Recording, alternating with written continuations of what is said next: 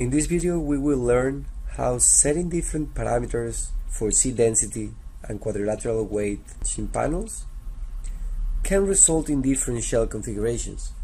As you can see, we have 9 different panels. Every panel has the same dimensions, 8 meters for the long span, 6 meters for the short span, and if you see, every panel has an internal node. Now let's take a look at the different parameters. Let's display the mesh density. As you can see, we have a mesh density of 8 on every panel. Now let's display the seed density. You will notice that we have seed density of 1 for the first column of panels, 2 for the second column rather, and 8 for the last column. Now let's display the quadrilateral element weight percentage, and here you will see that we have 1% for the first row, 50% for the middle row, and 99% for the bottom row.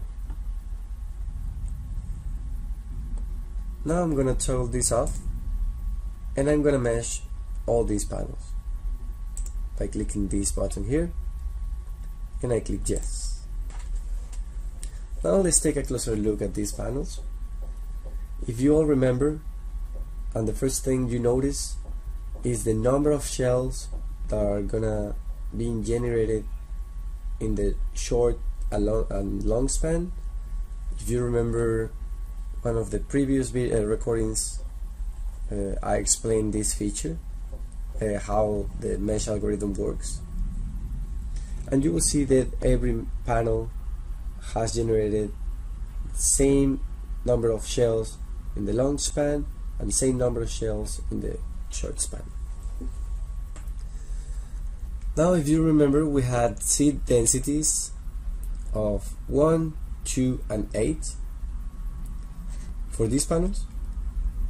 So I'm gonna open this tool by right-clicking here. If we right-click Panel Element Tool and we go to Mesh Density, you will find this image as a reference, where we have 3 seed nodes, different from the case we are studying, but these seed nodes are in this panel at the moment is being meshed.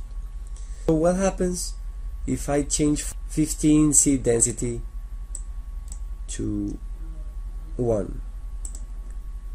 You will see that the number of shells between these 3 nodes decreased.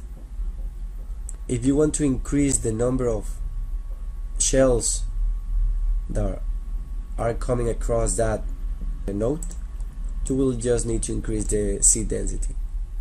For example, if I increase to 20, you will see that the shells increased by 20 times. I'm gonna click the OK here, so no worries, there are no any changes. And now let's talk about the quadrilateral weight. As you all remember, we had 1% for the first row, 50, and 99. This means the percentage of appearance of quadrilateral elements is 1% in this first row. Because it's 1%, we don't have any quadrilateral elements, we only see triangular. In the middle row, we have 50% chance of appearance. So we still have triangular elements, especially near the nodes. And the last row is 99% chance of appearance of quadrilateral shells. And as you can see, we don't have any triangular shells being generated here. Bear in mind that when working with mixed mesh panels, SRAM's meshing algorithm may not reach the exact specified quad weight percentage, but it will prioritize the mesh quality over reaching the exact quad weight. It is worth to mention that the user will need to go through a trial and error process in order to achieve a fine mesh. Please note that there is a penalty when the user undo a mesh operation, and this penalty will result in more computational time when remeshing, after deleting every mesh. For this reason, we recommend to save your model prior meshing.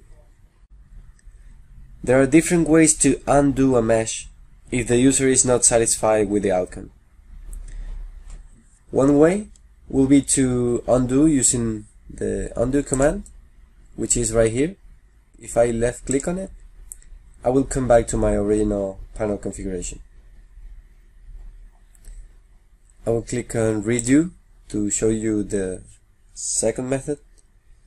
It will be to delete the quadrilateral and triangular shell elements. So if I go to quadrilateral elements, if I hold Control, click and drag over all my shells, I will delete them.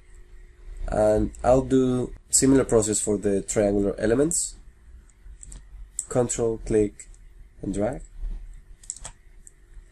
Finally, I'm going to delete all the stray nodes. The nodes are not attached to any element. If I select the join tool, same way, Control, click and drag. I'm going to undo 4 times to come back to my original model prior meshing. Just to show you the third method,